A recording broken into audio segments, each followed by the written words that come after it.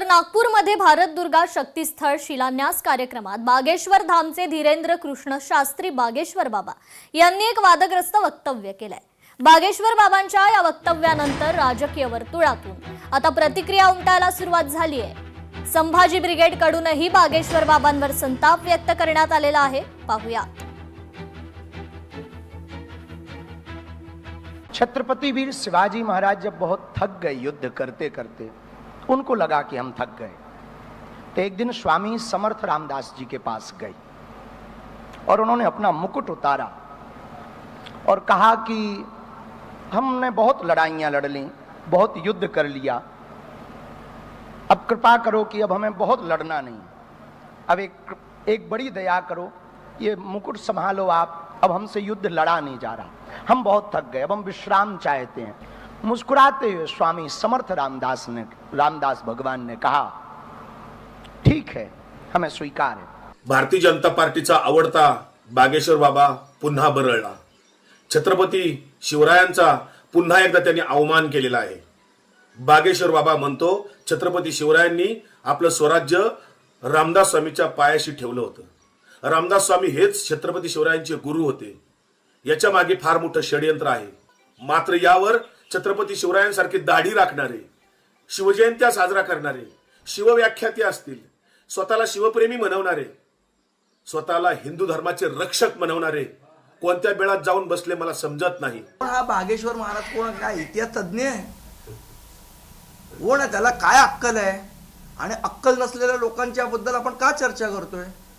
त्याचा काय ऐतिहासिक काही त्याच्यावर डिग्री आहे का, त्याचा अभ्यास आहे काय, काय आहे त्या बागेश्वर महाराजाचं? आणि तो काही बोलतो आणि त्याच्यावर आपण चर्चा करायची? मला असं वाटतं आपण स्वतःहून विचार केला पाहिजे की बोलणारी व्यक्ती सुज्ञ आहे की नाहीये। एखादा रस्त्यावरचा वेडा काहीतरी बोलतोय आणि त्याच्यावर आपण पत्रकार परिषदेमध्ये चर्चा करतोय, मला वाटतं ते योग्य ठरणार नाही। संभाजी ब्रिगेडच्या वतीनं या बागेश्वर धामचा जाहीर निषेधच। पण बागेश्वर धाम याच्यानंतर जर तू महाराष्ट्रात आला ना आणि असा खोटा इतिहास सांगितला, परत महाराष्ट्रातून जाणार नाही, एवढंच या माध्यमातून सांगतो। या लोकांचे कार्यक्रम उधळले गेले पाहिजेत आणि माननीय मुख्यमंत्री महोदय, तुमच्या उपस्थितीमध्ये जर खोटा इतिहास सांगितला जात असेल तर सरकारनं या बागेश्वर धामवर कायदेशीर कडक कारवाई करावी, याच्यावर गुन्हा दाखल करावा आणि याला अटक झाली पाहिजे, अशी तमाम महाराष्ट्रातल्या शिवप्रेमींची मागणी आहे। संभाजी ब्रिगेडची मागणी आहे। बागेश्वर धामच्या या वक्तव्याचा जाहीर निषेध। इतिहासामध्ये अशा प्रकारचा कुठलाच दाखला आपल्याला पाहायला मिळत नाही। मुळात आपल्याला माहिती आहे की जे काही महापुरुष असतात त्या महापुरुषांबद्दल अनेक लोककथा तयार होतात। वेगवेगळ्या राज्यांमध्ये वेगवेगळ्या प्रकारच्या लोककथा असतात। आपल्याला माहिती आहे रामायण आणि महाभारताच्या संदर्भात अनेक लोककथा आहेत। त्या सगळ्याच इतिहासावर किंवा त्या ठिकाणी परिस्थितीवर अवलंबून अशा पद्धतीच्या त्या ठिकाणी तयार होत असतात किंवा झालेल्या आहेत। आता या काही महाराजांनी ना, मला वाटतं महाराजगिरी सोडून आता राजकारण करावं, स्पष्ट मत आहे माझं। प्रत्येक जण उठतो राजकारणामध्ये धडे द्यायला लागलेला आहे। शिवाजी महाराज थकले होते, तुम्हाला माहिती ते थकले होते, मग तो टोप काढल्यानंतर लगेच देऊन टाकला रामदास स्वामीकडे। काही कथोकल्पित कहाण्या करणं या महाराजांनी थांबवल्या पाहिजे।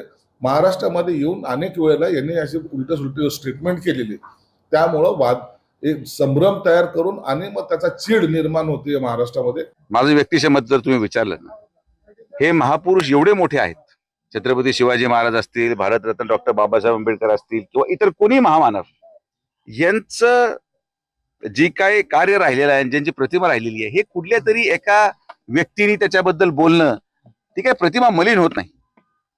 आज ज्या पद्धतीने दुर्दैवाने सोशल मीडियाच्या काळामध्ये प्रत्येक जण राजकारण करायचा प्रयत्न करत आहे, स्वतःला टीव्ही समोर दिसण्यासाठी हे जे काही अनेक लोकांचे खटाटोप चालू आहेत, हे दुर्दैवी बाब आहे। लोकशाही मराठी ऐका, पहा, जागरूक रहा।